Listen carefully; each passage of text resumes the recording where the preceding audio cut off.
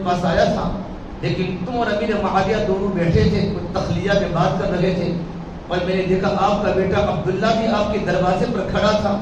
جب اس کو اندر آنے کی اجازت نہیں ملی اور وہ واپس جانے لگے تو میں بھی ان کے ساتھ واپس ہو گیا۔ تو عمر بہت دیر تک روتے روتے فرمایا، میرے بیٹے حسین، تم تو میرے بیٹے عبداللہ کے مقابلے میں زیادہ حقدار ہو، کیا تم کو بھی اجازت دینی پڑے گی؟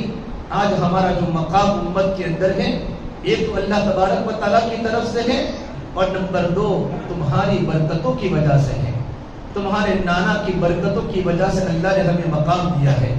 بھائیو، اہل بیت سے محبت کرنا ایمان کا تقاضا ہے۔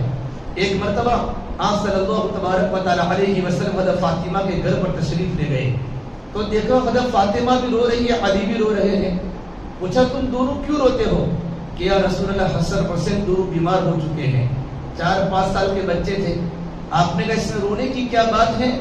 شریعت نے اس کا ایک عمل بتایا، تم 3 دن منت کے روزے رکھو، اللہ منت کے روزے کی برکت سے اللہ تمہارے بچوں کو اللہ شفا دے دے گا۔ نبی کے بیٹے ہیں، نبی کے داماد ہیں، لیکن گھر میں کھانے کے فاقے ہیں۔ 3 دن منت کا روزہ رکھنا ہے۔ حضرت علی اور فاطمہ کو سحری کا وقت ہوا تو گھر میں کچھ بھی نہیں تھا۔ جب سورج طلوع ہوا تو حضرت علی ایک یہودی کے باغ میں گئے جس کا نام ہے شمعون، وہاں جا کر مزدوری کی۔ اس نے تھوڑے سے جو دیے، حضرت علی جو کو لے کر گھر پر واپس تشریف آئے، اور حضرت فاطمہ نے جو کو پیسا اور اس کی 2 روٹیاں بنائی۔ مغرب کا وقت ہے، افطاری کا وقت ہے، پہلے دن کا کھانے کا فاقہ ہے، اور دروازے پر آ کر آواز دی ایک مسکین نے کہ مسکین ہوں، اللہ کے نبی کے گھر والوں، میرا سوال کو پورا کرو۔ حضرت علی نے فاطمہ کی طرف دیکھا، حضرت فاطمہ نے حضرت علی کی طرف دیکھا، اور ان دونوں نے اپنے معصوم بچوں کی بھوک کو دیکھا۔ آدھی روٹی دیتے، آدھی روٹی کا سوال کرا دے، یہ تو نبی کا خاندان ہے، یہ تو سید خاندان ہے، نبی کے گھرانے کے اخلاق ہے۔ دونوں کے دونوں روٹیاں آنے والے مسکین کو دے دی اور بھوک کی حالت میں افطاری فرمائی۔ پوری رات بھوک کی حالت میں گزاری۔ دوسرے دن منت کا روزہ شروع ہوا، سحری بھوک کی حالت میں کی، سحری بھوک کی حالت میں کی۔ جب سورج طلوع ہوا، حضرت علی شمعون یہودی کے باغ میں مزدوری کرنے گئے، اس نے تھوڑے سے جو دیے، وہ جو کو لے کر گھر پر آئے۔ حضرت فاطمہ نے جو کو پیسا اور اس کی 2 روٹیاں بنائی۔ شام کا وقت ہے، افطاری کا وقت ہے، 2 دن کا گھر میں کھانے کا فاقہ ہے۔ میرے آقا صلی اللہ علیہ وسلم نے اپنی اولاد کی تربیت فرمائی تھی، بیٹا بھوکا رہنا لیکن امت پر سخاوت کرنا، امت پر خرچ کرنا۔ افطاری کا وقت ہے، 2 دن کھانے کا فاقہ ہے، اور دروازے پر آواز ہے، یتیم کو اللہ کے نام پر دے دو۔ کل مسکین تھا، آج یتیم کو اللہ کے نام پر دے دو، اللہ کے نام پر دے دو۔ حضرت علی نے فاطمہ کی طرف دیکھا، حضرت فاطمہ نے حضرت علی کی طرف دیکھا، اور ان دونوں میاں بیوی نے اپنے بیٹے حسن حسین کی بھوک اور پیاس کو دیکھا۔ آدھی روٹی دیتے، پوری کی پوری 2 روٹیاں آنے والے یتیم کو دے دی، اور بھوک کی حالت میں افطاری فرمائی۔ 2 دن کا بیو گھر میں کھانے کا فاقہ ہے۔ جب تیسرا دن شروع ہوا، سحری بھوک کی حالت میں کی، اور جب سورج طلوع ہوا، حضرت علی شمعون یہودی کے باغ میں مزدوری کرنے گئے، اس نے تھوڑے سے جو دیے، وہ جو کو لے کر گھر پر آئے۔ حضرت فاطمہ نے اپنے ہاتھ سے جو کو پیسا، اس کی 2 روٹیاں بنائی۔ افطاری کا وقت تھا، 3 دن کے فاقے ہیں، گھر میں کچھ نہیں ہے، بچے بیمار بھی ہیں، بچے بھوکے بھی ہیں، اور آواز آئی افطاری کے وقت پر، قیدی ہوں، قیدی بدر کا قیدی، آج چھوڑ کے آیا ہوں، اللہ کے نام پر دے دو نبی کے گھر والوں۔ 3 دن کا فاقہ تھا، لیکن فاطمہ میرے نبی کی بیٹی ہے، اور آپ نے اپنی بیٹی کو صبر سکھایا تھا، بھوکا رہنا سکھایا تھا۔ دونوں کے دونوں روٹیاں آنے والے قیدی کو دے دی، اور بھوک کی حالت میں افطاری فرمائی۔ 3 دن کے فاقے نے حضرت فاطمہ کے آنکھوں کے آنسو کو آسمان پر چلا دیا۔ آسمان جبریل قرآن کریم کی آیت کو لے کر اترا، وَيُطْعِمُونَ الطَّعَامَ عَلَى حُبِّهِ مِسْكِينًا وَيَتِيمًا وَأَسِيرًا إِنَّمَا نُطْعِمُكُمْ لِوَجْهِ اللَّهِ لَا نُرِيدُ مِنكُمْ جزاء ولا شكورا إنا نخاف من ربنا يوما عبوسا قمطريرا فوقاهم الله شر ذلك اليوم ولقاهم نضرة وسرورا. اللہ تعالیٰ فرماتے ہیں ان کے گھر میں بھوک کے باوجود وَيُطْعِمُونَ الطَّعَامَ عَلَى حُبِّهِ گھر میں بھوک کے باوجود مسکین کو کھلاتے ہیں, یتیم کو کھلاتے ہیں, اسیراً قیدی کو کھلاتے ہیں. انما نطعمکم لوجہ اللہ, میرا اللہ حضرت فاطمہ کی اخلاص کا گواہ بن رہا ہے کہ ہم تم کو صرف اللہ کے لیے کھلاتے ہیں. لا نريد منکم جزاء ولا شکورا, ہم تم سے شکریہ نہیں مانگتے, ہم تم سے جزاک اللہ نہیں چاہتے, ہم تم سے تھینک یو نہیں چاہتے. کیوں نہیں چاہتے؟ ہم تو صرف اللہ کے لیے کھلاتے ہیں. کیوں؟ انا نخاف من ربنا یوما عبوسا قمطریرا, کل قیامت کے میدان میں ہمیں اللہ کے سامنے کھڑا ہونا ہے اور اپنے ابا کے سامنے اپنا چہرہ بتانا ہے کہ دنیا میں سودے نہیں ہوتے, دنیا میں ایمان کے سودے نہیں ہوتے, دنیا میں عمل کے سودے نہیں ہوتے, بلکہ خود بھوکا رہے گا امت کو کھلانا. یہ اہل بیت کا اکرام ہے, یہ اہل بیت کی صفتیں ہیں اور اہل بیت کے اللہ تبارک و تعالیٰ کی طرف سے ان کے عطیات ہیں. حسن حسین میرے نبی کے دو بیٹے ہیں. میرے نبی نے فرمایا حسن حسین تو جنت دنیا کے میرے دو پھول ہیں, میرے دو ہیرے ہیں, میرے دل کی آنکھوں کی ٹھنڈک ہے. اب عجیب عجیب جملے اپنے پوتوں کے بارے میں, نوازوں کے بارے میں فرمایا کرتے تھے. ایک بار آپ ام سلمہ کے مکان میں تھے, آپ کی بیوی ہے ام سلمہ رضی اللہ تعالیٰ عنہا, اور ام سلمہ کو کہا ام سلمہ آج ایک فرشتہ زمین پر اترنے والا ہے اور وہ فرشتہ آج تک کبھی بھی زمین پر نہیں آیا. جب وہ فرشتہ آنے والا ہے تو میرے پاس کوئی انسان ابھی نہ آوے. ام سلمہ فرماتی ہے میں دروازے پر کھڑی ہو گئی تاکہ فرشتے کے سوا میرے نبی کے پاس کوئی نہ پہنچے.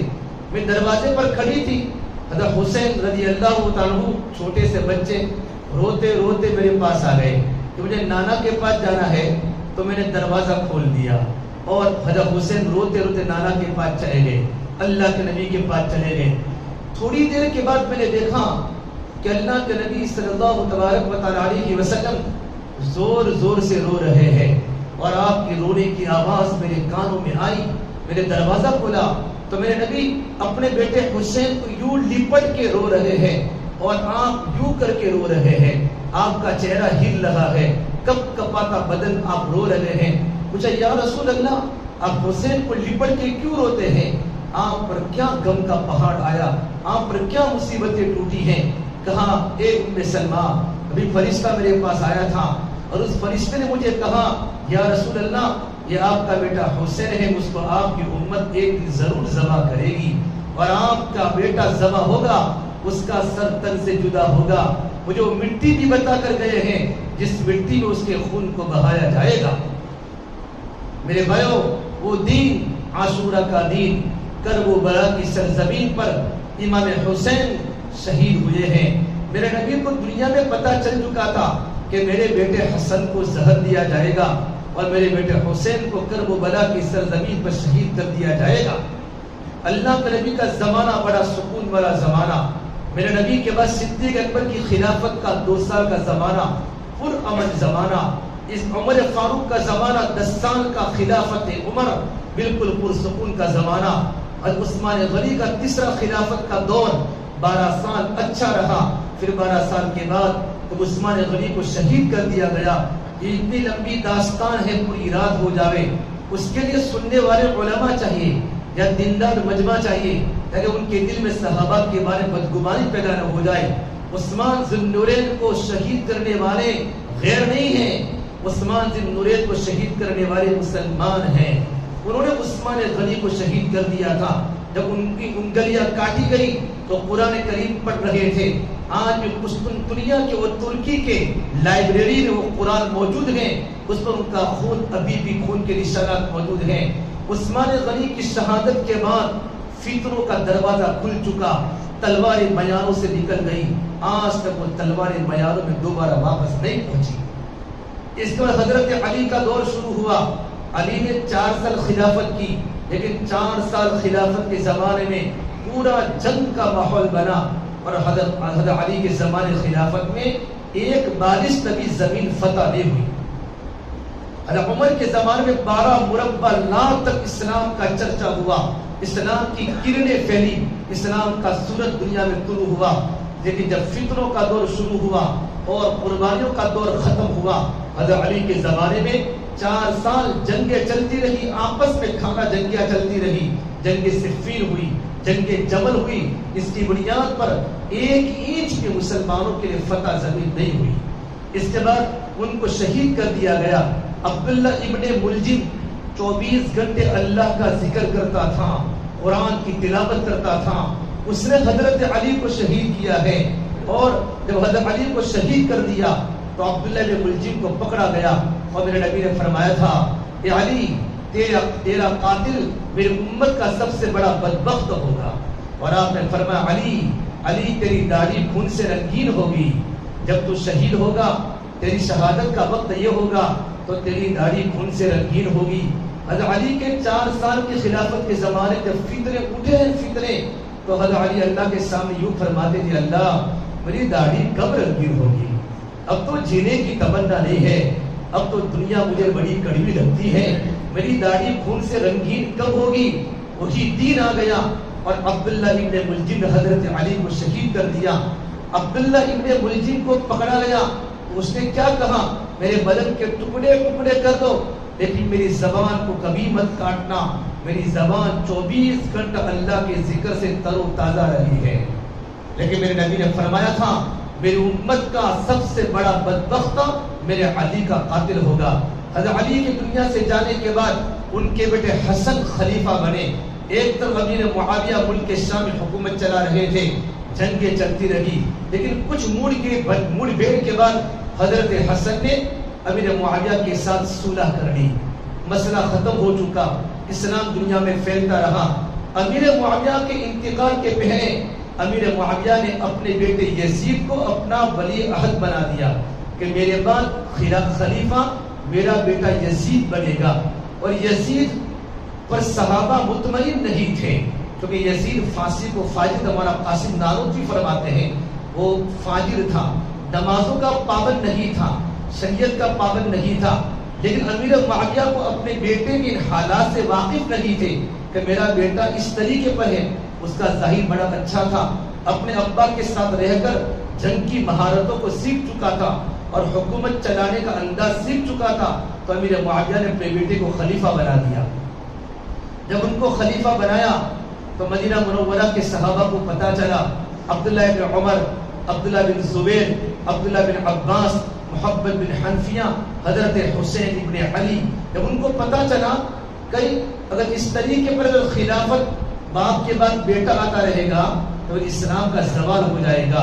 خلافت کے کچھ اہل ہوتے ہیں جن کے کچھ صفات ہوتے ہیں، اگر وہ تمام کے تمام صفات جس آدمی کے اندر موجود ہو، یہ مسلمانوں کا امیر بن سکتا ہے، مسلمانوں کا خلیفہ بن سکتا ہے۔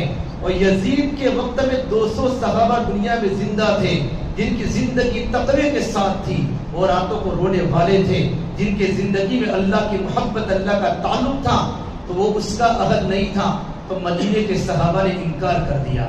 اور حضرت حسین بن علی رضی اللہ عنہ نے مدینہ منورہ چھوڑ کر مکہ مکرمہ چلے گئے۔ کوفہ والوں کو پتہ چلا، عراق والوں کو پتہ چلا کہ حسین بن علی نے یزید کی خلافت سے انکار کر دیا ہے، یزید کی خلافت کو مانتے نہیں ہیں، تو کوفہ والوں نے بھی یزید کی خلافت کا انکار کر دیا اور حضرت حسین کو بلانے کا ارادہ کیا۔ اب حسین بن علی کو کوفہ بلاوے تاکہ ان کے ہاتھ پر بیعت ہو جائے۔ اور علماء نے لکھا ہے، اتنے خطوط لکھے، اتنے لیٹر لکھے کہ ایک ایک دن میں خط کی تعداد 600 تک پہنچ جاتی تھی۔ ایک ایک دن میں 600 لیٹر عراق سے مدینہ منورہ آتے تھے، حسین تم کوفہ آ جاؤ، ہمارے دل میں تمہاری محبت ہے، ہم یزید کو خلیفہ بنانا نہیں چاہتے، ہم تمہارے ہاتھ پر بیعت کریں گے، ہم تم کو امیر المومنین مانیں گے، تاکہ دنیا میں اسلام صحیح نظام پر قائم ہو جائے، دنیا میں باطل ختم ہو جائے، حق کا غلبہ ہو جائے۔ حسین بن علی بھی یہی چاہتے تھے کہ دنیا میں خلافت صحیح ہو جائے تو دنیا کا نظام اللہ کے نبی کی شریعت کے مطابق دنیا میں زندہ ہو جائے۔ خطوط تو لکھیں، لیکن خطوط کے ساتھ ساتھ بہت ساری جماعتیں بن کے وفود کی شکل میں روبرو حضرت حسین کے پاس آ کر ان کو کوفہ آنے کی دعوت دی. حسین بن علی نے کوفہ جانے کا ارادہ کر دیا. سن ہجری 60 میں 8 ذی الحجہ کو یا 4 ذی الحجہ کو حضرت حسین بن علی نے کوفہ کا ارادہ فرما دیا. جب وہ کوفہ جانے لگے نا تو بڑے بڑے صحابہ نے حضرت حسین بن علی کو روکا. عبداللہ بن عمر نے بھی روکا, عبداللہ بن عباس نے بھی روکا, اور ان کے بھائی محمد بن حنفیہ نے بھی روکا. حسین آپ کوفہ مت جاؤ, ہمیں ڈر لگتا ہے. آپ کے بھائی کو زہر دینے والے کوفی تھے, آپ کے ابا کو قتل کرنے والا عبداللہ بن ملجم کوفی تھا. ہمیں لگتا ہے یہ لوگ آپ کو بلانے کے بعد آپ کو دھوکہ دے سکتے ہیں. کہ حسین بن علی رضی اللہ تعالی عنہ, اللہ کے نبی کی بات پوری ہونے والی تھی, چونکہ اللہ کی طرف سے اشارہ تھا. سفر کا ارادہ پکا کر چکے تھے. عہدہ ان کو نہیں چاہیے تھا, ان کو اسلام کا غلبہ تھا کہ صحیح انسان کے ہاتھ میں خلافت آوے تاکہ خلفائے راشدین کے زمانے کی یادیں تازہ ہو جائیں. یہاں تک کہ عبداللہ بن عباس دور دور تک ان کے پیچھے پیچھے چلتے رہے اور روتے روتے فرما, حسین اگر تم نے جانے کا ارادہ کوفہ میں کر ہی لیا ہے تو میں اللہ کا واسطہ دے کر کہتا ہوں, اپنے بچوں کو ساتھ مت دے جاؤ اور اپنی بیوی کو ساتھ مت دے جاؤ. مجھے ڈر ہے جس طرح تمہارے بھائی کو شہید کر دیا, تمہارے ابا کو شہید کر دیا, تم کو بھی تمہاری اولاد کو شہید کر دیا جائے گا. پھر حسین بن علی ارادہ کر چکے تھے. یہ قافلہ مکہ المکرمہ سے روانہ ہوا. جب وہ قافلہ روانہ ہوا, مدینہ کی تمام عورتیں بھی رو رہی تھی, مدینہ کے تمام جوان بھی رو رہے تھے. 72 جانثار مکہ المکرمہ سے نکلے کوفہ جانے کے لیے, جن میں 17 تو اہل بیت تھے. 17 تو اہل بیت تھے, باقی جانثار تھے. لیکن جانے کے پہلے آپ نے اپنے چچا کے بیٹے مسلم بن عقیل حضرت علی کے بھائی ہیں, عقیل ابو طالب کے بیٹے, ان کے لڑکے مسلم بن عقیل کو بھیجا کہ آپ پہلے کوفہ جاؤ, وہاں کے حالات دیکھو, اگر حالات سازگار ہیں تو مجھے اطلاع کرو تاکہ میں بھی کوفہ کا ارادہ کروں. حالات سازگار نہ ہو تو تم بھی آ جانا, اور میں اپنے ارادہ میں بدل دوں گا. جب مسلم بن عقیل جب کوفہ پہنچے ہیں, کوفہ پہنچتے ہی سارے کوفیین نے ان کا استقبال کیا, خیر مقدم کیا, پرتپاک استقبال کیا, اہلاً و سہلاً مرحبا کی صدائیں لگائی. حضرت حسین کا نام لے کر کوفیین روتے تھے, چیخیں مارتے تھے, ان کی محبت میں تڑپتے تھے. یہاں تک کہ ایک ہی دن میں 18,000 انسانوں نے مسلم بن عقیل کے ہاتھ پر حضرت حسین کے نام کی بیعت فرمائی. بعض روایات میں 60,000 تک کی تعداد لکھی ہے. ایک ہی دن میں 18,000 انسانوں نے حضرت حسین کے نام کی حضرت مسلم بن عقیل کے ہاتھ پر بیعت کی. ماحول سازگار تھا. حسین کے نام کو لوگ چاہتے تھے, یزید سے لوگ نفرت کرتے تھے. یہ خط لکھ کر انہوں نے خط کو روانہ کیا کہ حسین یہاں کے حالات سازگار ہیں, آپ تشریف لائیں, ہو سکتا ہے آپ کے آنے کی برکت سے اللہ تعالیٰ خلفائے راشدین کی زمانے کی یادیں تازہ کروا دے, دنیا سے باطل ختم ہو جائے. حسین بن علی وہاں سے نکلے, یہاں ماحول سازگار تھا. یزید کو ملک کے شام میں پتا چلا کہ مسلم بن عقیل کے ہاتھ پر 18,000 انسانوں نے کوفہ میں بیعت کر لی ہے, اور لوگ چوک در چوک ان کے جھنڈے کے نیچے آ رہے ہیں. اس نے اسی وقت کوفہ کے گورنر ایک صحابی تھے, ان کو ہٹا کر بصرہ کا گورنر عبیداللہ بن زیاد اس کو کہا کہ تو جلدی سے کوفہ جا, اور کوفہ جانے کے بعد تو گورنر بن جا, اور وہاں جانے کے بعد تیرا کام ہے مسلم بن عقیل کو گرفتار کرنا, یا تو ان کو شہر سے دربدر کرنا, اگر نہ مانے تو ان کو قتل کرنا. عبیداللہ بن زیاد سیدھا بصرہ چھوڑ کر کوفہ پہنچا, اور کوفہ میں جا کر کرسی سنبھالی, اور اپنے صدارت کی کرسی پر بیٹھ کر خطبہ دیا, اور اس میں اتنا دھمکی آمیز لہجے میں خطبہ دیا. ایک کوفہ والوں میں نے سنا ہے مسلم بن عقیل یہاں آئے ہیں, جس نے اپنے گھر پر مسلم بن عقیل کو پناہ دی, ان کے گھر کو توڑ دیا جائے گا, ان کے بچوں کو ذبح کر دیا جائے گا, ان کے سر کو تن سے جدا کر دیا جائے گا. اس طریقے پر دھمکی آمیز لہجے میں بات کہی, اور یہ کہا جو میری بات مانے گا, جو یزید کی بات مانے گا, ان کا اکرام کیا جائے گا, ان پر نعمتیں برسائی جائے گی, ان پر تحائف برسائے جائیں گے. جب یہ بات فرمائی تو سارے کوفیین نے مسلم بن عقیل کو چھوڑ دیا.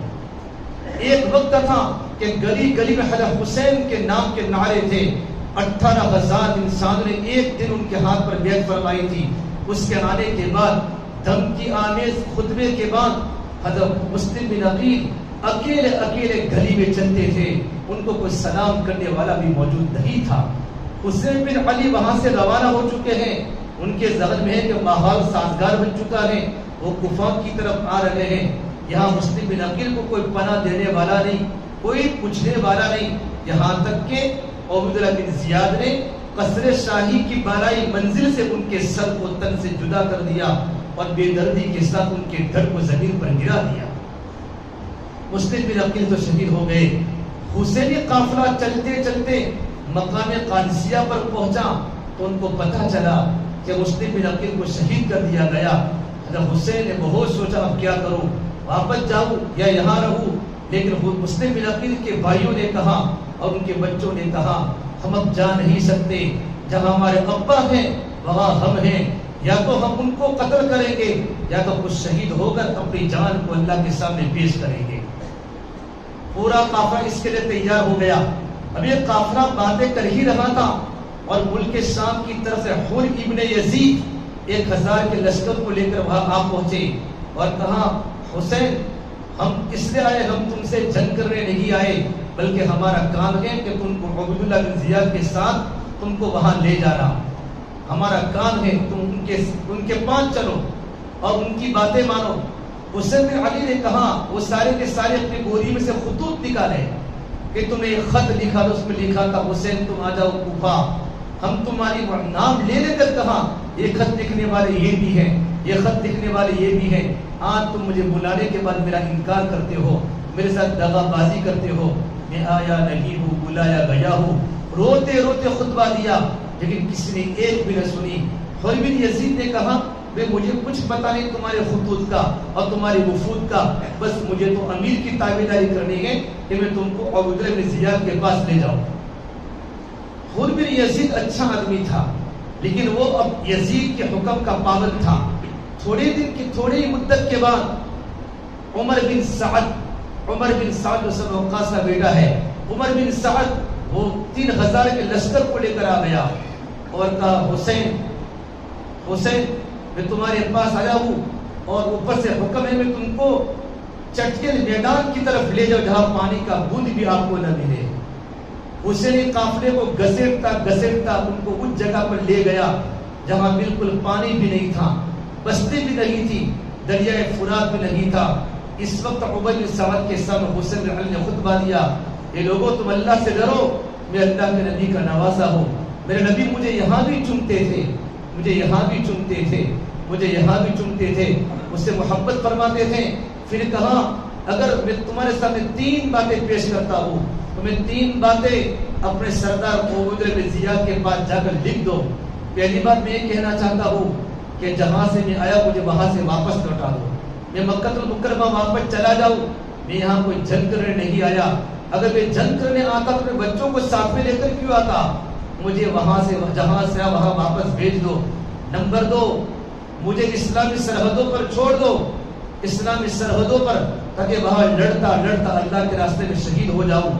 نمبر 3 میری آخری درخواست ہے کہ مجھے ڈائریکٹ یزید سے ملاقات کرنے دو.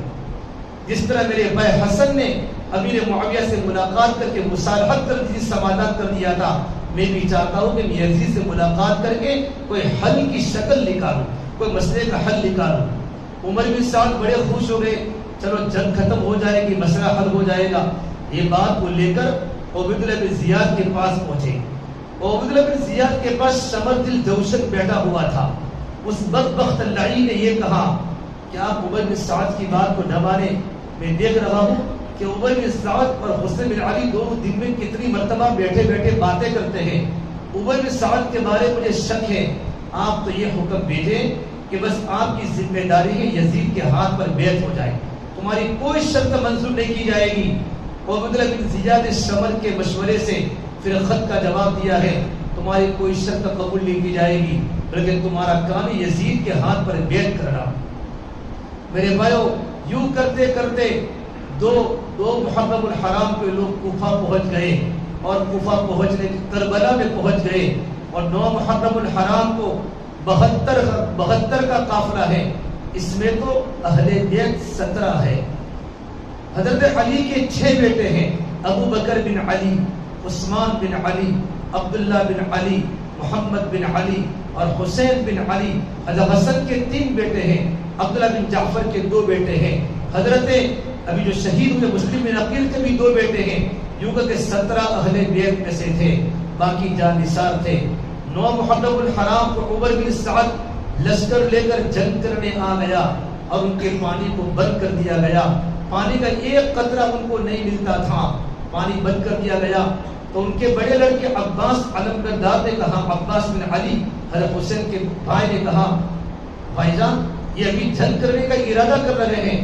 تو حسین بن علی نے کہا، عمر بن سعد کو جا کر کہہ دو مجھے 1 رات کا موقع دے دو، 1 رات کا موقع دے دو، کل سے جنگ شروع کر دینا۔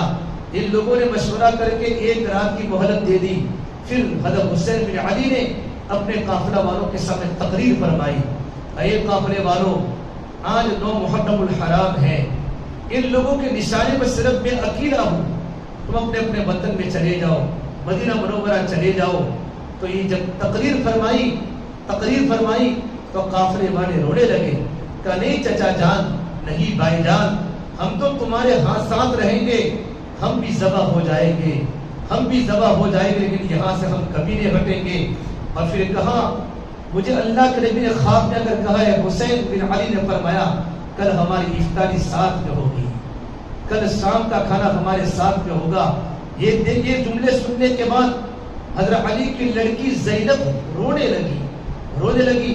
حسین بن علی نے کہا، اے میری بہن زینب، میرے دنیا سے جانے کے بعد تو ماتم مت کرنا، تو گریبان کو مت چاکنا، تو سینہ کبھی مت کھولنا، یوں کر کے نصیحت فرمائی۔ پھر میرے بھائی پوری رات اللہ کے سامنے رونے میں گزاری، مناجات میں گزاری، روتے روتے رات گزر گئی۔ فجر کی نماز کے بعد وہ سامنے لشکر تیار ہو چکا تھا، 4000 کا لشکر، یہاں صرف 72 ہے، میرے نبی کے لاڈلے ہیں، میرے نبی کے نواسے ہیں، اہل بیت ہیں، اور صرف 32 گھوڑے تھے، باقی سارے کے سارے پیدل تھے۔ ان لوگوں نے حسینی قافلہ کے گھوڑوں کو ذبح کر دیا تاکہ وہ لوگ سوار نہ ہو سکے۔ اب سارے کے سارے پیادہ ہو گئے، پیدل چلنے والے ہو گئے۔ فجر کے بعد سے جنگ شروع ہوئی۔ داہنی طرف زہیل بن قین تھے، بائیں طرف ابراہیم تھے، اور بیچ میں عباس علمبردار تھے، جھنڈا ہاتھ میں تھا۔ ظہر کی نماز تک تو 20 تو شہید ہو چکے ہیں، اہل بیت ابھی شروع نہیں ہوئے تھے، جانثار میں 20 تو شہید ہو چکے تھے۔ پھر ظہر کی نماز کا وقت آیا تو کہا، عمر بن سعد سے کہو، شمر جنکشن سے، ہمیں ظہر کی نماز پڑھنے کا موقع دو تاکہ ہماری ظہر کی نماز ہو جائے۔ بھائی وہ کیسی نمازیں ہوگی، ایسی نمازیں نہ کبھی دھرتی نے دیکھی ہوگی، ایسی نمازیوں کو نہ کبھی دھرتی نے دیکھا ہوگا، نہ کبھی آسمان نے دیکھا ہوگا، نہ کبھی فرشتوں نے دیکھا ہوگا۔ جب انہوں نے سجدے کیے ہوں گے تو دھرتی نے کیسے ان کے بوسے لیے ہوں گے۔ جب انہوں نے تکبیر کی ہوگی اللہ اکبر تو آسمانوں پر کھلبلی مچ گئی ہوگی۔ کہا ہم تو تم کو نہیں نماز پڑھنے دیں گے۔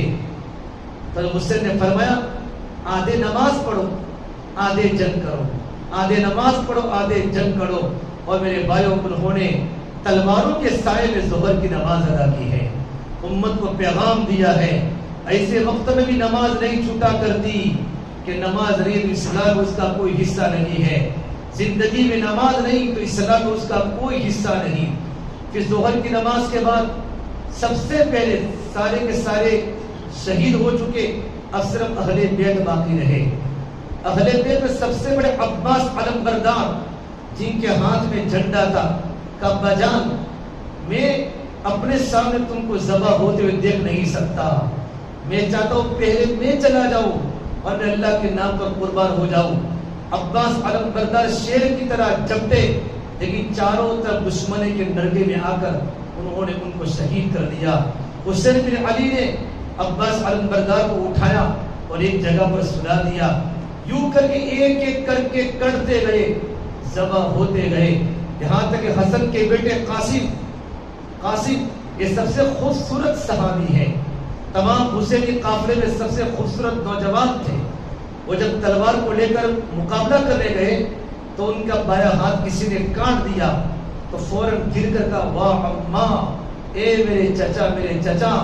حسین بن علی زخمی ہو چکے تھے، اسی حالت میں آئے اور انہوں نے قاتل کے ہاتھ پر وار کیا، اس کے ہاتھ کو توڑ دیا، پھر اپنے بھتیجے حضرت قاسم کو اپنے گود میں لے کر فرمایا اے میرے بیٹے قاسم، آج تو تیرا چچا بے بس ہے، آج تو تیرا چچا بے بس ہے، کچھ نہیں کر سکتا، بیٹا کل قیامت کے میدان میں نانا کے سامنے پوری فریاد کر لینا، اللہ ان کو کبھی نہیں چھوڑے گا، یہ ظالم ہے، ہم مظلوم ہیں، اللہ ان کو کبھی نہیں چھوڑے گا۔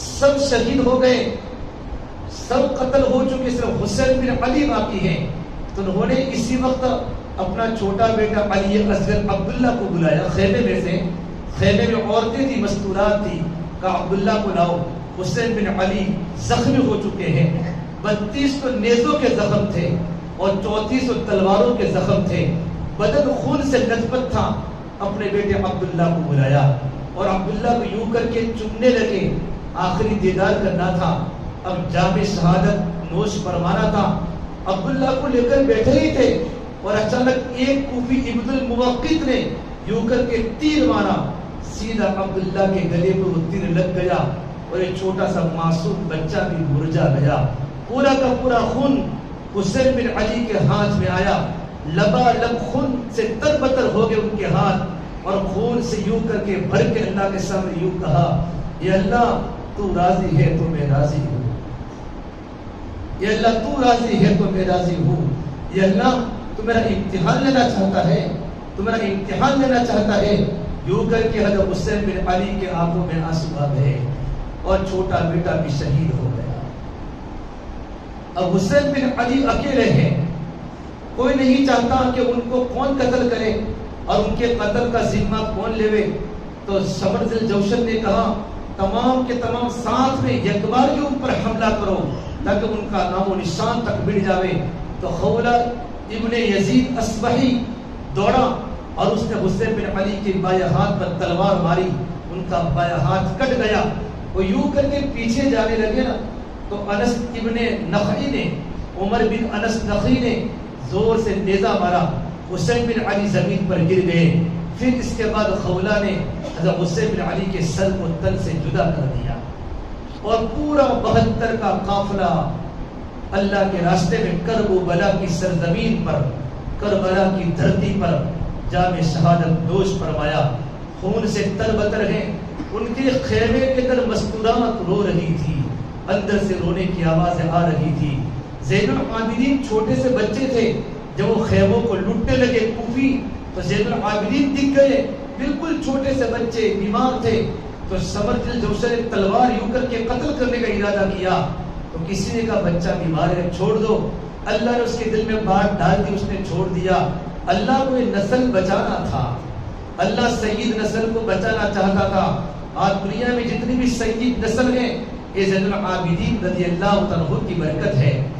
زین العابدین کبھی ہنستے نہیں تھے، ہمیشہ روتے تھے، کسی نے کہا آپ ہنستے کیوں نہیں ہیں، فرمایا میں کیسے ہنسوں، یعقوب علیہ السلام کا صرف ایک ہی بیٹا گم ہو چکا تھا، یعقوب علیہ السلام روتے روتے 40 سال تک روتے روتے ان کی آنکھوں کا پانی خشک ہو چکا اور نابینا ہو چکے، حالانکہ بعد میں یوسف علیہ السلام مل چکے تھے، میرا تو پورا خاندان میرے سامنے کٹ گیا، پورا خاندان میرے سامنے ذبح ہو گیا، ان کی گردنوں کو الگ کر دیا ان کے تنوں سے اور ان کے جسموں سے، میں کیسے ہنس سکتا ہوں۔ پھر میرے بھائیوں 72 کے سر کو قلم کرنے کے بعد تب بھی وہ اور بھی جوش میں آئے، خیموں کو لوٹا گیا اور خیموں کو جلایا گیا، اور میرے نبی کی بیٹیاں، میرے نبی کی نوازیاں، کبھی چشمے فلک نے کبھی ان کا سر کا دوپٹہ بھی نہیں دیکھا تھا، ان کو بال کھینچ کر گھروں سے خیموں سے باہر لایا گیا، زینب کو، سکینہ کو جب باہر لایا گیا اور تمام کے تمام اہل بیت اور 72 کے سروں کو نیزوں پر چڑھایا گیا، حضرت علی کی بہن زینب جب وہ باہر آئی خیمے سے باہر اور دیکھا 72 کے سر نیزوں پر چڑھے ہوئے ہیں، 72 کے سر نیزوں پر چڑھے ہوئے ہیں، تو اس کی آنکھوں میں آنسو آئے اور اس نے وہ مرثیہ پڑھا اور اللہ کے نبی کو یاد کیا، وا محمد وا محمد صلی علیک الملا صلی علیک الالہ وملک السماء هذا حسین بالعراء مزمل الدماء مقطع الاعداء ومحمدا ومحمدا ذریتک مقتلا وبناتک سوایا وتصفی علیک الریاح. اے میرے نانا جان، وہ مرثیہ پڑھا ہے کہ قتل کرنے والے کوفی جو چند لمحات پہلے قتل کر چکے تھے، ان کے آنکھوں کے اندر بھی آنسو آ گئے. اپنے چچا کو یاد کیا، اپنے نانا کو، نانا جان آپ پر اللہ کی رحمتیں ہو، آپ پر اللہ کا سلام ہو اور آپ پر فرشتوں کا سلام ہو. اے میرے نانا جان، آج حسین نے سر کا جوڑا پہنا ہے. ھذا حسین بالعراء، آج حسین نے سر کا جوڑا پہنا ہے اور حسین نے اپنی بوٹیوں کا ہار پہنا ہے، سر کا لباس پہنا ہے. حسین کی بوٹی الگ ہو چکی ہے. مقدم الاعضاء مزمل الدماء، حسین خون سے لت پت ہے. اے میرے نانا جان، آپ کی بیٹیوں کے سر سے دو پٹے کو اتارا گیا ہے اور ان کو قید میں ڈال دیا گیا ہے. وتصفی علیک الریاح، میرے بھائیو کوفیوں نے ان 72 کو کفن بھی نہیں دیا. ہواؤں کا غبار اڑا اور ہواؤں کی مٹی نے ان کو کفن پہنا دیا. جب حسین بن علی نیزوں پر سر چڑھانے کے بعد یہ سارے کے سارے سر جب عبیداللہ بن زیاد کے سامنے پیش کیے بصرہ کے حاکم کے پاس، جب حسین بن علی کے سر کو ان کے سامنے لایا گیا تو عبیداللہ بن زیاد حضرت حسین بن علی کے ہونٹوں پر چھڑی مارنے لگا. تو قریب ایک بوڑھے صحابی زید بن ارقم بیٹھے تھے. ارے بدبخت تو کیا کرتا ہے؟ میں نے ہزاروں مرتبہ اللہ کے نبی کے لبوں کو حسین بن علی کے لبوں پر لگتے ہوئے دیکھا ہے. میں نے ہزاروں مرتبہ میرے نبی کو ان کے لبوں کو چومتے ہوئے دیکھا ہے. تو عبداللہ بن زیاد نے کہا، بڈھے اگر تیری عمر زیادہ نہ ہوتی تو میں تجھے قتل کر دیتا. بھائی مختصر سی داستان ہے حسین بن علی کی کرب و بلا کی سرزمین پر، لیکن کربلا کا ایک پیغام ہے. میرے نبی کے نواسے ذبح ہو گئے، میرے نبی کے نور نظر قتل کر دیے گئے، ان کی عورتوں کو چھوڑ دیا گیا. جب یہ قافلہ جب مدینہ منورہ میں خبر پہنچی کہ 72 کے سر کو قلم کر دیا گیا ہے تو پورے مدینہ میں رونے کی آوازیں آ گئی. جوان بھی رو رہے تھے، بچے بھی رو رہے تھے اور بوڑھے بھی رو رہے تھے. پورا مدینہ ماتم بن چکا تھا. اور جب ان کی عورتوں کو جب مدینہ منورہ واپس بھیجا گیا، جب خالی عورتیں زین العابدین کے ساتھ جب مدینہ منورہ پہنچی ہیں تو پورا مدینہ منورہ ان کے استقبال میں آیا. اللہ ظالم کی نسل کو مٹاتا ہے، اللہ مظلوم کی نسل کو پھیلاتا ہے. پورے عرب میں آپ سفر کر کے آؤ، یزید کا خاندان، بنو امیہ کا خاندان اللہ نے دنیا سے ختم کر لیا. پورے عرب ممالک میں ملک شام چلے جاؤ، سیریا چلے جاؤ، لبنان چلے جاؤ، وہ سب ان کے خاندان کے لوگ وہاں رہتے تھے، وہاں کے حاکم تھے. آج ان کا ایک بچہ بھی دنیا میں زندہ نہیں ہے. اور دنیا میں حسینی ہر جگہ پر آپ کو ملیں گے، دنیا میں ہر جگہ سید خاندان کے لوگ ملیں گے. بہت سے نقلی بھی سید ہوتے ہیں، لیکن جن کے پاس ہوتا ہے شجرہ، اس لیے کہ نقلی سید داڑھی کٹاتا ہے، اصلی سید کبھی داڑھی نہیں کٹاتا. وہ کبھی نماز کو نہیں چھوڑتا، اس کی نماز قضا نہیں ہوتی. اس کے اخلاق نبی کے گھرانے کے اخلاق ہوتے ہیں. اس کی زندگی شرافت والی ہوتی ہے، اس کی زندگی اطاعت والی ہوتی ہے. وہ نماز کا پابند ہوتا ہے، وہ راتوں کو اللہ کے سامنے رونے والا ہوتا ہے. کیوں؟ اس کے ساتھ اللہ کے نبی کے خاندان کی نسبت ہے. میرے بھائیو، اس اللہ کے راستے میں شہید ہونے کے بعد ایک پیغام کوئی امت کو دیا ہے کہ ہم ایمان کا سودا نہیں کرتے، ہم عمل کا سودا نہیں کرتے، بلکہ ہم اللہ اور اللہ کے نبی کے سامنے جھک جاوے، اللہ کے حکموں کے سامنے جھک جاوے اور اللہ کے نبی کی تعلیمات کے سامنے اپنے آپ کو جھکا دے. یہ پیغام دیا ہے اور اسی حالت میں نماز نہ چھوڑ کر امت کو سبق دلایا ہے. آج ہمارا اکثر مجمع نماز کو چھوڑ چکا ہے، اکثر مجمع فجر کی نماز نہیں پڑھتا. کتنے جوان بستروں کو آباد کر رہے ہیں، خدا کے گھر کو آباد کرنے والا کوئی نہیں ہے. حالانکہ میرے نبی نے فرمایا کہ نماز کو چھوڑنے والا اتنا بڑا گنہگار ہے گویا کہ اس کا پورا خاندان ختم ہو چکا ہو اور اس کا پورا مال برباد ہو چکا ہو. کانما غتر اہلہ و مالہ. ایک آدمی سفر میں جا رہا ہے اپنے بچوں کے ساتھ، سفر میں جا رہا ہے، خدا نہ کرے اس کا اکسمات ہو جاوے، سارے بچے اس کے سامنے شہید ہو جاوے، مر جاوے اور وہ اکیلا باقی رہے، اس کی گاڑی ختم ہو جائے، اس کا مال برباد ہو جائے، اس کو کتنا افسوس ہوتا ہے۔ میرے آقا صلی اللہ تبارک و تعالی علیہ وسلم بتایا کہ نماز کے چھوٹے پر انسان کو اتنی ہی تکلیف ہونی چاہیے۔ ایک مطلب اللہ کے نبی کے زمانے میں 2-3 باتیں کر کے میں بات کو ختم کرتا ہوں۔ اللہ کے نبی کے زمانے میں ایک صحابی آئے کہ یا رسول اللہ صلی اللہ علیہ وسلم، میرا ایک اونٹ ہے جو مجھے پوری رات سونے نہیں دیتا، رات کو زور سے آوازیں نکالتا ہے، آپ نے اس کے اونٹ کو بلاؤ۔ یہ اونٹ اللہ کے نبی کی خدمت میں حاضر ہوا اور حدیث پاک میں ہے القا بجرانہ فجر جرا، وہ اللہ کے نبی کے سامنے اس طریقے پر بیٹھ گیا جس طرح انسان قاعدے کی حالت میں نماز میں بیٹھتا ہے۔ اونٹ بھی اللہ کے نبی کی عظمت کو جانتا تھا۔ بھائیو، ہم نے نبی کی زندگی کو بھلا دیا، اللہ کے نبی کی عظمت ہمارے دلوں سے نکل چکی ہے۔ پھر آپ نے پوچھا یہ اونٹ تیرا مالک تیری شکایت کرتا ہے کہ تو رات کو زور سے آوازیں نکالتا ہے، کسی کو تکلیف دینا گناہ ہے۔ اونٹ نے کیا جواب دیا میرے بھائیو، میرے اور آپ کے عبرت کے لیے کافی ہے۔ اونٹ نے کہا یا رسول اللہ صلی اللہ علیہ وسلم، یہ آپ کے صحابی ہیں، میرے مالک ہیں، وہ سچ کہتے ہیں، یہ میرے اوپر سوار ہوتے ہیں، ہم پورا دن جنگلوں میں سفر کرتے ہیں، جب رات کا وقت ہوتا ہے ہم دونوں ساتھ میں گھر پر آتے ہیں، یہ بھی تھک جاتے ہیں یا رسول اللہ اور میں بھی تھک جاتا ہوں، لیکن جب عشاء کی نماز کا وقت ہوتا ہے تو آپ کے صحابی سو جاتے ہیں، میں اس سے زور سے آوازیں نکالتا ہوں کہ کہیں میرے مالک کی عشاء کی نماز فوت نہ ہو جائے، کہیں میرے مالک کی عشاء کی نماز فوت نہ ہو جائے۔ یہ بات کہنے کے بعد اونٹ رونے لگا، اللہ کے نبی صلی اللہ تبارک و تعالی علیہ وسلم اور صحابہ کا مجمع بھی رونے لگا۔ میرے نبی نے فرمایا یہ اونٹ تو اللہ کی مخلوق ہے، تو مرنے کے بعد مٹی ہو جانے والا ہے، تیرا تو کوئی حساب و کتاب نہیں ہوگا۔ تو اونٹ نے کہا یا رسول اللہ، کل قیامت کے میدان میرے اللہ نے مجھے پوچھ لیا تو میں اللہ کے سامنے کیا جواب دوں گا، چونکہ میں ان کا ساتھی ہوں، میں ان کے ساتھ رہتی ہوں۔ بھائیو، آج تو گھر گھر لوگ بے نمازی ہیں، بیٹا بھی بے نمازی ہے، باپ بھی بے نمازی ہے، ماں بھی بے نمازی ہے، گھر کی بہو بھی بے نمازی ہے۔ پر وہ نماز کو زندہ کرو، ہمارا گھر نماز کا پابند بنے۔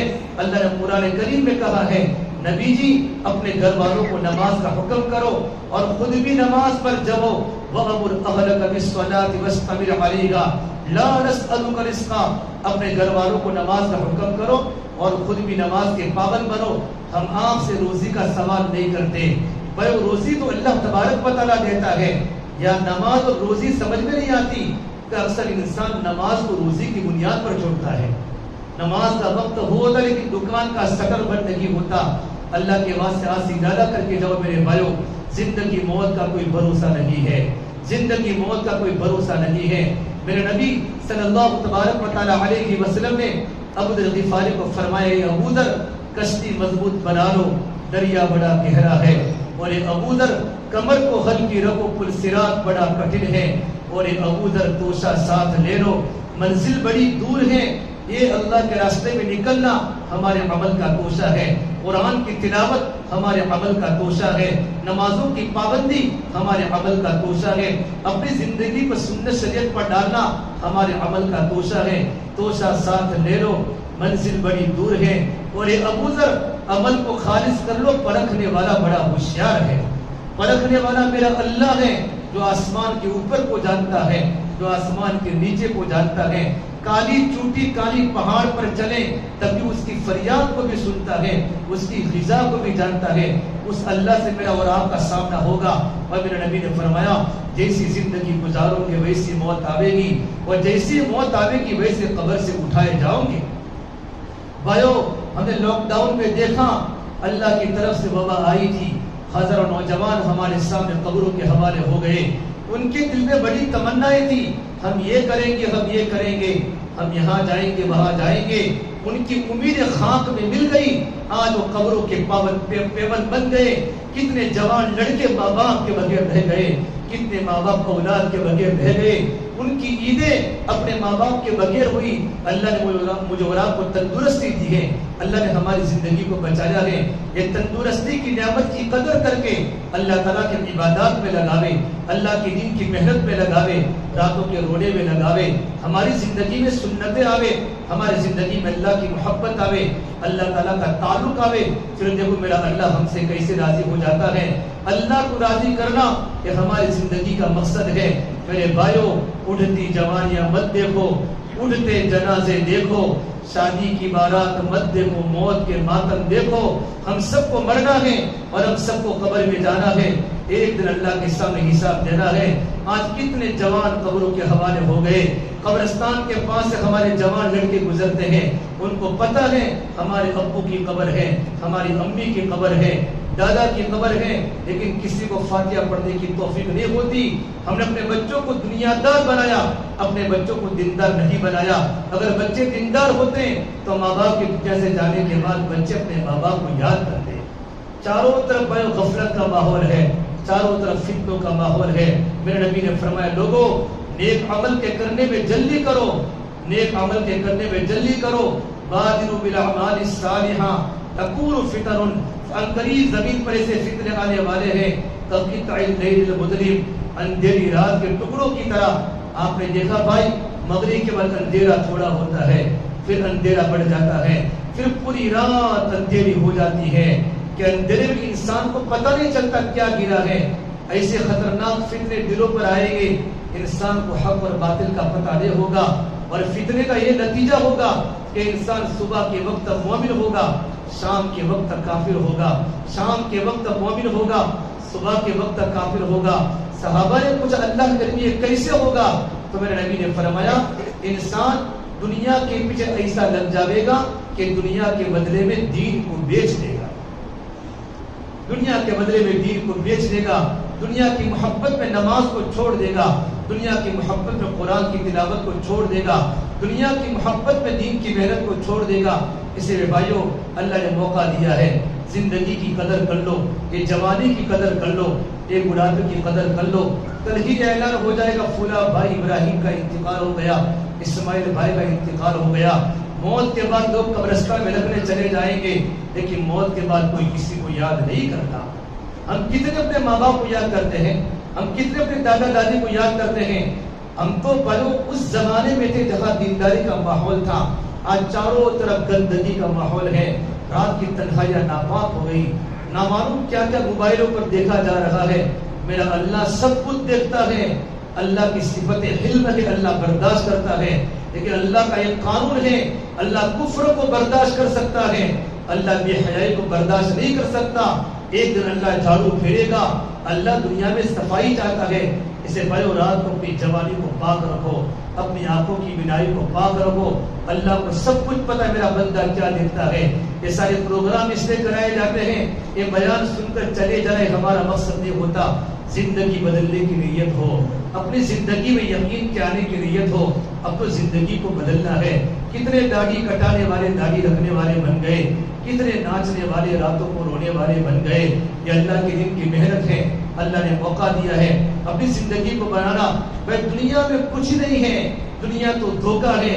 یہی تجھ کو دلہے رہو سب سے اعلیٰ, وہ زینت نرالی وہ فیشن نرالا, جیا کرتا کہ یوں ہی کیا مرنے والا, تجھے حسن ظاہر نے دھوکے میں ڈالا. تجھے پہلے بچپن نے برسوں کھلایا, جوانی نے پھر تجھ کو مجنوں بنایا, بڑھاپے نے پھر آنکھیں کیا کیا ستایا, اجل تیرا کر دے گی بالکل صفایا.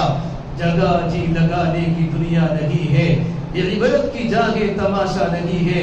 میرے بھائیو, یہاں کے سوکھ تھوڑے ہیں, یہاں کی دکھ زیادہ ہے, یہاں کی مسکراہٹیں تھوڑی ہیں, یہاں کی چیخیں زیادہ ہیں, یہاں کا ہنسنا تھوڑا ہے, یہاں کا رونا زیادہ ہے. اس لیے میرے بھائیو, یہ دنیا تو دھوکے کا گھر ہے. اپنی زندگی کو سنت کے مطابق ڈالو, اور اپنے آنکھوں میں حیا کا کاجل لگاؤ, اور اپنے کانوں کو قرآن کے نغموں سے آشنا کرو, اور اپنے چہرے کو حضور والا چہرہ بناؤ, اور اپنے لباس کو حضور والا لباس بناؤ, اور اپنے ہاتھوں میں اللہ کے عشق کی ہتھکڑیاں ڈالو, اور اپنے پیروں میں اللہ تعالیٰ کی محبت کی بیڑیاں ڈالو. اور اپنے گلے میں اللہ کے نبی صلی اللہ تبارک و تعالی علیہ وسلم کی اطاعت کا گلوبند ڈالو اور لمبے لمبے سجدے کر کے اپنے ماتھے میں اللہ کے سجدے کا جھومر سجاؤ. پھر دیکھو تم کیسے اللہ کے پیارے لگو گے.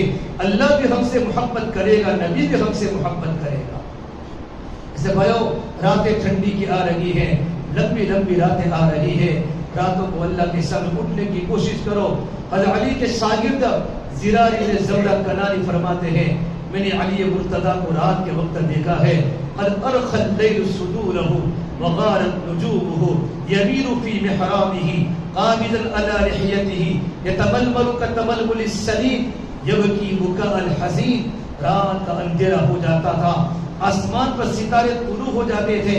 میں نے علی مرتضیٰ کو دیکھا مسجد میں داخل ہوئے, مسجد کے محراب میں, اور اپنی دادی کو پکڑے ہوئے رو رہے ہیں. اس طریقے پر روتے ہیں یتململ کتململ السلیم, جس طرح سانپ کا ڈسا ہوا انسان ہمارے تکلیف کے روتا ہے.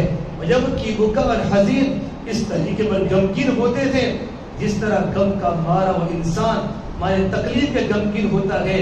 پھر اپنے ہاتھوں کو پلٹ کر یوں فرمایا, دنیا کو یوں کہا یا دنیا غربی غیری, میرا علاوہ کسی اور کے پاس چلی جا, میں تجھے 3 طلاق دے چکا ہوں. قد بدت کی ثلاثت مجلس کی حقیر و خطر کی یسیر.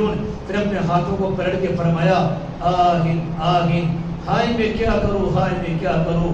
من قلت الزاد و بعد السفر و وحشت الطریق, سفر کا سامان بہت تھوڑا ہے اور سفر تو بہت لمبا ہے. اسے بھائیو زندگی بدلنے کی نیت کرو. دنیا کے حالات ہمیں بتا رہے ہیں اب دنیا میں آزاد گھومنے کی ضرورت نہیں ہے, بلکہ اللہ کے سامنے رونے کی ضرورت ہے, اللہ کے سامنے متوجہ ہونے کی ضرورت ہے. میرے نبی روتے روتے قبر میں گئے ہیں, ہائے میری امت, ہائے میری امت. اور دنیا سے جانے کے پہلے آپ نے اپنی امت کے سامنے جملہ کہا تھا, اے میری امت لا تسود وجہی یوم القیامہ, کل قیامت کے دن میرے چہرے کو دوسرے نبیوں کے سامنے نیچا مت کرا. بھائیو ہم ارادہ کر کے جاوے, ہم اپنے نبی کے نام کو روشن کریں, اللہ کے نبی کی زندگی کو دیکھیں. آپ امت امت کر کے دنیا سے گئے ہیں, لیکن یہ امت اللہ اور اللہ کے نبی کو بھول چکی ہے. تو کون کو میں ارادہ کرتا ہے انشاءاللہ کیا سے ہماری کوئی نماز انشاءاللہ نہیں چھوٹے گی, تو انشاءاللہ پورا مجمع ارادہ کر کے جاوے, ہم ساری نماز جماعت کے ساتھ پڑھیں گے, اللہ کے راستے میں نکلیں گے, اپنے ایمان کو بنائیں گے, اپنے عمل کو بنائیں گے, اپنی آخرت کو بنائیں گے. یہ سارے پروگرام کا مقصد زندگی کی تبدیلی ہے, زندگی میں یقین آ جائے. اور حسین بن علی کرب و بلا کی سرزمین پر شہید ہو کر دنیا کو پیغام چھوڑا ہے, اے دنیا والوں تم اللہ کے سامنے جھک جاؤ. تم یوں کہ تو جھوٹ سے کچھ نہیں ہوتا, رشوت سے کچھ نہیں ہوتا. ارے جھوٹ سے انسان کا ایمان خراب ہو جاتا ہے, رشوت سے انسان کا ایمان سلب ہو جاتا ہے. کبھی ایمان کا سودا مت کرنا, کبھی عمل کا سودا مت کرنا, سر کٹا دینا لیکن کبھی سر کو غلط جگہ پر مت جھکانا. یہ کربلا کی سرزمین کا میسج ہے. اللہ مجھے بھی عمل کی توفیق دے, اللہ آپ کو بھی عمل کی توفیق دے, اور اللہ تعالیٰ موت سے پہلے موت کی تیاری کرنے کی اللہ ہم سب کو توفیق عطا فرمائے. دعا کریں سب سے. اللهم لك الحمد كله ولك الشكر كله ولك الخير كله.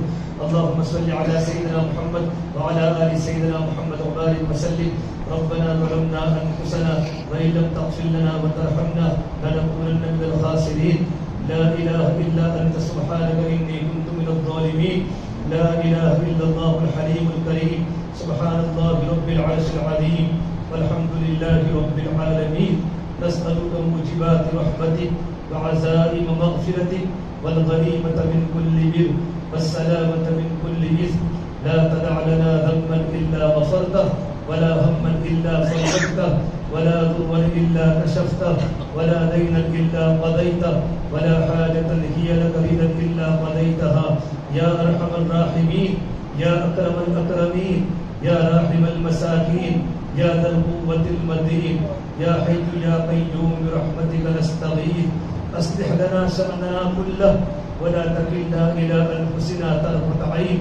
يا رب لك الحمد كما ينبغي لجلال وجهك وعظيم سلطانك.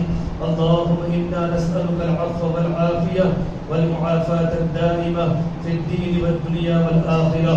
اللهم إنا نسألك من الخير كله عاجله وآجله ما علمنا منها وما لم نعلم ونعوذ بك من الشر كله عاجله وآجله ما علمنا منها وما لم نعلم ربنا آتنا في الدنيا حسنة وفي الآخرة حسنة وقنا عذاب النار یا اللہ ہمارے گناہوں کو معاف فرما، یا اللہ خطایا سے درگزر فرما، یا اللہ سیئات و حسنات سے مبدل فرما، یا اللہ تیرا تعلق ہم سب کو نصیب فرما، یا اللہ تیری ذات عالی سے ہونے کا یقین زندگی میں پیدا فرما، یا اللہ تو ہم سے راضی ہو جا، ہمیں اپنے آپ سے راضی فرما لے، یا اللہ تو ہمارا بن جا، تو ہمیں اپنا بنا لے، یا اللہ پوری امت کی پوری مغفرت فرما، امت کی جان کی مال کی عزت کی آبرو کی حفاظت فرما، یا اللہ امت کی پریشانی کو دور فرما، امت بڑی پریشان ہے مولا، امت بڑی بیمار ہے میرے مولا، یا اللہ تیری کمزور، تیرے نبی کی کمزور امت ہے، تیرے کمزور بندے ہیں میرے مولا، آپ طاقت اور پروردگار ہے اور آپ کا کمزوروں کے رب ہے، ہماری کمزوری کو دیکھتے ہوئے ہم پر رحم کا معاملہ فرما، کرم کا معاملہ فرما، فضل کا معاملہ فرما، عافیت کا معاملہ فرما میرے مولا، ہم تکلیفوں کو دیکھ نہیں سکتے، ہم آزمائش کو برداشت نہیں کر سکتے، ہم حالات کا مقابلہ نہیں کر سکتے، ہمیں دین کے کام استقامت نصیب فرما، آنے والے آراز سے، آنے والے طوفانوں سے، آنے والے امتحانات سے، آنے والے آزمائش سے ہماری اور پوری امت کی حفاظت فرما دے۔ یہ امت کن کن حالات میں چلے گی؟ امت نے بڑے بڑے حالات دیکھے، بڑے بڑے حالات میں خوفناک مناظر دیکھے، ماں نے اپنے بیٹے کے جوان بیٹے کا جنازہ نہیں دیکھ پائی، باپ اپنے جوان بیٹے کا جنازہ دیکھ نہیں پایا، اسپتالوں سے سیدھے جنازے قبرستان میں پہنچے، بیٹے کو باپ کو دیکھنے کا موقع نہیں ملا۔ ایسے حالات ہم نے دیکھے ہیں میرے مولا، نہ معلوم آئندہ حالات کیسے آئیں گے، پر ہم حالات کو برداشت نہیں کر سکتے میرے مولا، اپنے دکانوں کو ہم نے چمکایا، ہمارا ایمان کمزور ہو گیا، ایمان کی دیواریں کھوکھلی ہو گئی، ہمارا عمل کمزور ہو گیا، ہماری معاشرت تتر بتر ہو گئی، بیٹا باپ سے ناراض ہے، باپ بیٹے سے ناراض ہے، جوان لڑکوں نے ماں باپ کو گھر سے دھکے مار کے نکالا ہے، بوڑھے ماں باپ گھروں میں آنسو نکال کے رو رہے ہیں، ان کے سروں پر ہاتھ پھیرنے والا کوئی نہیں ہے۔ یہ مسلمانوں کے گھروں کے حالات ہے، ہمارے معاملات کی جانیں ختم ہو گئی، ہمارے اخلاق برباد ہو گئے، ہماری زبانیں کڑوی ہو گئی، جو زبان بھائی کو بھی بولتی ہے، جو زبان بیوی کو بھی ڈانٹتی ہے، جو زبان ماں باپ کو بھی ڈانٹتی ہے، میرے مولا ہم چاروں طرف حالات کے شکاری میں آ چکے ہیں، ہماری حفاظت فرما دے، ہمیں معاف فرما دے، ہمیں معاف فرما دے، ہمیں معاف فرما دے۔ ایک پورا مجمع تیرے سامنے اپنی جولی کو پھیلا کے بیٹھا ہے، میرے مولا ان کی جولیوں کو بھر دے، ان کی جولیوں کو ہدایت سے بھر دے، ان کی جولیوں کو تیری رحمتوں سے بھر دے، ہمیں محروم نہ فرما، ہمیں محروم نہ فرما، گناہوں کی نحوست کی بنیاد پر ہمیں تیری رحمت سے محروم نہ فرما۔ ہماری راتیں گناہ کی عادی ہو گئی، راتوں کے اندھیروں کے سہارے خوب لیے ہیں، بستروں پر سوئے سوئے تجھے ناراض کیا ہے، بستروں پر لیٹے لیٹے تیرے نافرمانی والی چیزوں کو دیکھا ہے، میرے مولا تو بڑی قدرت والا، تو آنکھوں کی بینائی کو ختم کر سکتا تھا، ہمارے ہاتھ کو لولا کر سکتا تھا، ہمارے پیر کو لگڑا کر سکتا تھا، تیری صفت رحمت بڑی وسیع ہے، مولا ہمیں معاف فرما دے، ہمیں معاف فرما دے، ہمیں معاف فرما دے۔ بڑا قیمتی دن تھا آج کا عاشورہ کا، بڑا قیمتی دن تھا مولا، بڑا مبارک مہینہ محرم کا چل رہا ہے، قربانیاں ہیں تیرے نبی کے جگر کے ٹکڑوں کی قربانی کا دن ہے، اپنے بچوں کو چھوڑ کے قربان ہو گئے، میرے مولا ان کی قربانی کو دیکھ کر ہمیں کچھ سبق سیکھنے والا بنا دے، ہماری زندگیوں کو بدل دے، راتوں کی تنہائیاں ایک بنا دے، ہماری سوچ پاک بنا دے، ہماری سوچ ایمان والی بنا دے، میرے مولا کتنا مجمع بیٹھا ہے، ان کے دل میں جو بھی جائز مقاصد ہو، ان کے تمام جائز مقاصد حسنہ کو پورا فرما دے، ان کی جائز تمنا کو پورا فرما دے۔ بڑی خوبصورت مسجد مولا تو نے بنائی، تیرے جن بندوں نے اس میں اپنا وقت لگایا، اپنا پیسہ لگایا، اے میرے مولا ان کے لیے تو برکتوں کا رحمتوں کا نزول فرما دے، اللہ ان کی دنیا کی عافیت والی بنا دے، رزق میں برکت عطا فرما دے، اللہ جو تیرے گھر کو بناتا ہے تو جنت کو اس کے گھر کو بناتا ہے، میرے مولا تو جنت کو اس کے گھر کو بناتا ہے، اس مسجد کو اعمال سے آباد فرما دے، اعمال دعوت سے، اعمال عبادت سے، اعمال اعتکاف سے اور اعمال دعا سے اس مسجد کو آباد فرما دے۔ اے اللہ تیرے بندے مسجد میں آ کر رو رہے ہو، قرآن کی تلاوت کر رہے ہو، تیرے سامنے کھڑے کھڑے مناجات کر رہے ہو، آنے والی جماعتیں تیرے سامنے رو رہی ہو، میرے مولا تیرے بندے تیرے سامنے پیشانی کو ٹکا رہے ہو، ایسی شکلیں صورتیں پیدا فرما، اس پورے مجمع کو قبول فرما۔ اے اللہ اس پورے مجمع کو قبول فرما، اس پورے مجمع کی داعش تمنا کو پورا فرما، پورے عالم میں ہدایت کو عام فرما۔ یا اللہ اہل علم کی اور علماء کی قدردانی ہم سب کے دل میں پیدا فرما، میرے اللہ ذاکرین کی محبت دل میں پیدا فرما۔ یا اللہ مدارس اسلامیہ کی، مکاتب قرآنیہ کی، تمام مساجد کی، تمام مراکز کی، خانقاہوں کی اللہ تو پوری حفاظت فرما، کام کرنے والوں کی پوری حفاظت فرما، دین کے ٹھیوں کی پوری حفاظت فرما۔ یا اللہ علماء دنیا سے جا رہے ہیں، ایک ایک عالم دنیا سے اٹھ رہا ہے، علماء کا جانا دنیا میں فتنوں کو دعوت دینا ہے۔ اے اللہ علماء کے بغیر زندگی کڑوی لگتی ہے، میرے مولا ان کی زندگیوں میں برکتیں دے دے، ان کی عمر میں برکت دے دے۔ اے اللہ جتنے تیرے پاس آ چکے ہیں اللہ ان کی قبروں کو نور سے منور فرما دے۔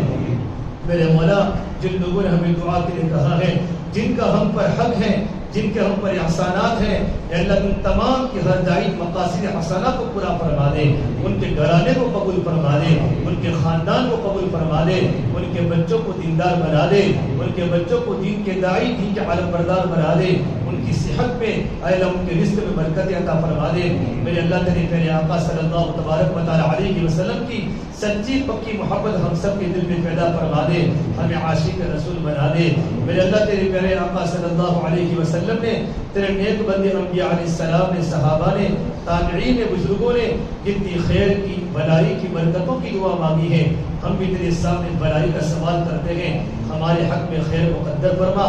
یا اللہ برکتوں والی بارش نصیب فرما، رحمتوں والی بارش نصیب فرما، موسلا دار بارش نصیب فرما، زمینوں کو سیراب کرنے والے ہو، اللہ تالاب بھر جاوے، ندیاں بھر جاوے، ایسی مناغیب سے تو بارش عطا فرما دے، برکتوں والی، رحمتوں والی۔ اللہم اسقنا غیثا مغیثا مریعا مریعا نافعا غیر ضار، اللہ نفع دینے والی بارش نصیب فرما، نقصان والی بارش سے ہماری حفاظت فرما۔ اور میرے اللہ تیرے میرے آقا صلی اللہ علیہ وسلم نے، تیرے نیک بندوں نے جن شر سے پناہ مانگی ہے، ہم بھی تیرے سامنے ان تمام برائیوں سے، قیامت تک کے فتنوں سے پناہ مانگتے ہیں، ہمیں پناہ نصیب فرما۔ ہماری دعا کو اپنے فضل و کرم سے پیارے حبیب محمد مصطفیٰ صلی اللہ تبارک و تعالی علیہ وسلم کے صدقہ طفیل ہم سب گنہگاروں کی دعاؤں کو اپنی بارگاہ میں قبول فرما۔ ربنا تقبل منا انك انت السميع العليم وصلى الله تعالى على خير خلقه محمد وعلى اله وصحبه اجمعين برحمتك يا ارحم الراحمين۔